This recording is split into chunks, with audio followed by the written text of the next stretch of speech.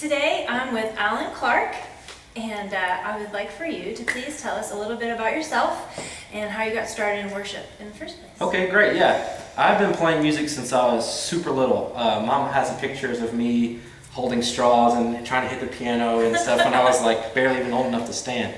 So I grew up where she and her sister had been singing in praise bands, as far as long ago as I can remember, in different cities. Bowling Green some, and Madisonville some, and a couple other cities in in Kentucky.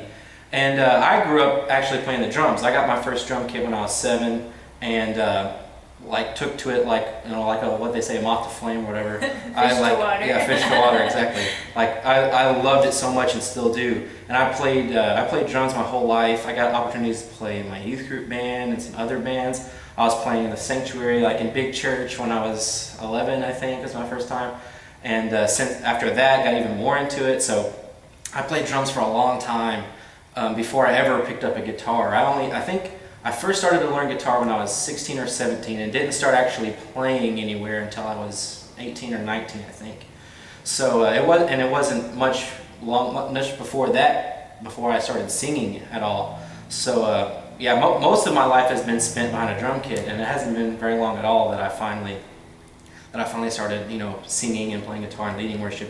I'm 22 now, and I think I didn't ever lead worship until I was like 19 or 20 for the first time. So it's still kind of new to me. I'm still kind of learning how to be in front of everybody and sing and be kind of the focal point. But it's been a fun experience, and I've really enjoyed it a lot. Awesome. I didn't know that about you, that you played drums. Yeah, that's my first love. In fact, the kit that we play here at the church is one of my kits, and it's still the place where my heart kind of wants to be sometimes, because it's just like my first love, my first musical experience. But no, I love melodic instruments too, so I like to be able to play it all as much as I can play. Very cool. Can you tell me a favorite worship experience that you've had? I've had a lot, especially growing up playing. One that comes to mind right away was at one of my previous churches. We had a Saturday night worship experience before, we'd have a Saturday night worship time and then have the same thing on Sunday morning, or a little different, but the Saturday night one was kind of geared more toward, like a college-aged environment, and the lighting was dimmer and the music was a little more contemporary. And one night we had learned like 2 or 3 new songs that some of the congregation people had asked us to learn, and we got to play a lot longer than what we'd intended to play. And a lot of times, when you play, you can really feel like there's a palpable, like the air is thicker and like the presence of God's there. Yeah. And we had that experience for sure. But what made it the most enjoyable was, like a lot of times, I grew up in a Pentecostal church, so things can get pretty crazy, And so I'm very familiar with that. Yeah, right. But that in a good way. In a good way. Of course. But there was one particular time that comes to mind when it was like nobody was like shouting or running around, which there's nothing wrong with that. But this particular time, it was just like everyone was just like calm and just like like we were just waiting or waiting with the D, W-A-D-E, waiting for in God's presence and just kind of like resting in it. And we had some crescendos where we build it up and bring it back down, and like you do with normal worship, and just follow the Spirit. But we spent a lot of time kind of in the pocket where we just kind of hung out. Yeah. And it was that time when I was young. I was probably like 16 or 17, but when I really got to experience, like, God doesn't have to be big, crazy, intense all the time. He can be small and relational. Yes. And it's kind of that was the seed for how kind of where I am right now in my relationship with God and my relationship with leading worship.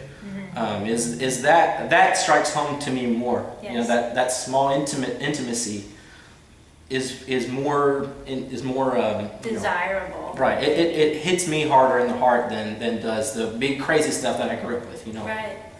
I think it's amazing how experiences like that actually shape us. For sure. They really do. They shape how we want worship to be like, and what we're sort of shooting for. Definitely. Well, I'm curious to know if you think there are any particular trends going on right now in the worship world or music in general. For sure. In the worship world, I think it kind of follows that same path that I was just talking about a second ago. It might just be that's kind of kind of the line I'm on, the journey I'm on right now, that's what I'm drawn to. But Right. a lot of the bands that are getting a lot more traction right now, of course Hillsong United's not going anywhere, bands like that are so popular, but bands like Bethel and All Sons and Daughters and bands that are like, they're focusing more and more on not only their lyrics, but just like the atmosphere of their songs are a lot more about, not like the older Pentecostal songs that are about like, like God's going to change the world and all of the strongholds are tumbling down, which is very powerful and it's a good message too. Yeah. But more about how like God is our closest ally, our friend and our father and our comforter, and that message, I think, at least for my generation or my age group, like we kind of said before, we connect more of that right now. Relational. Yeah. It's more relational. And I think that's the trend that I see, or that at least that one I'm drawn to most. Yeah, I see that too. I agree with you. Well, and I finally wanted to know what's your favorite song right now that you use to lead your congregation. I'm glad you asked me right now, because if you'd asked me a couple weeks ago, I might not have known. But there's one song that I didn't hear, but maybe like a month ago, and it's kind of that same message, but it's called Scandal of Grace, and it's the acoustic version by Hillsong United. They had that album Zion that came out a while ago, and I think it was on that album, but then they re-released it and did acoustic versions of all their songs. And it's off of that acoustic one that I was reintroduced to this song. And it's focuses on Jesus' desire to come and give his life for us and be our stand-in, be the righteousness that God sees when he looks at us. But then the chorus, the first line of it is, "Oh, to be like you," and to give all I have just to know who you are, basically.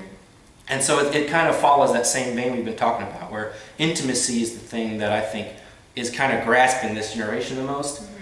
But every time I sing that line, it's just it hugs my heart in a big way, where I think like that's what we want, right? We want to be like you, to be more like you, and to know who you are, to know why you've done these things for us and the love you have for us, and just like not to ask for anything from you, not because of course like I said, everybody has needs and that's okay, but to not to ask God, change this part or do this for me, and not for him to be our tool necessarily, which sometimes prayer can be a tool, but instead to say, God, I just want to be more like you. My desire is to be more like you and to understand more about you, and that is the desire of my heart.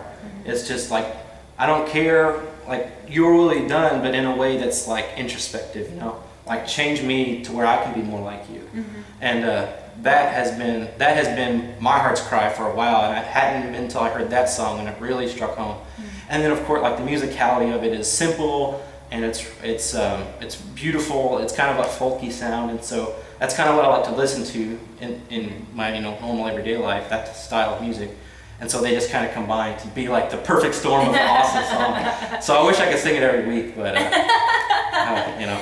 Well, that makes me think about the verse in the Bible that says, "This is eternal life, to know Jesus Christ." I mean, that is what eternal life is. Right. And that's how the world is going to change, is through us, really, getting a hold of that message. And I think that's awesome. And I love that song, too. Well, thank you so much for your time today. Of course.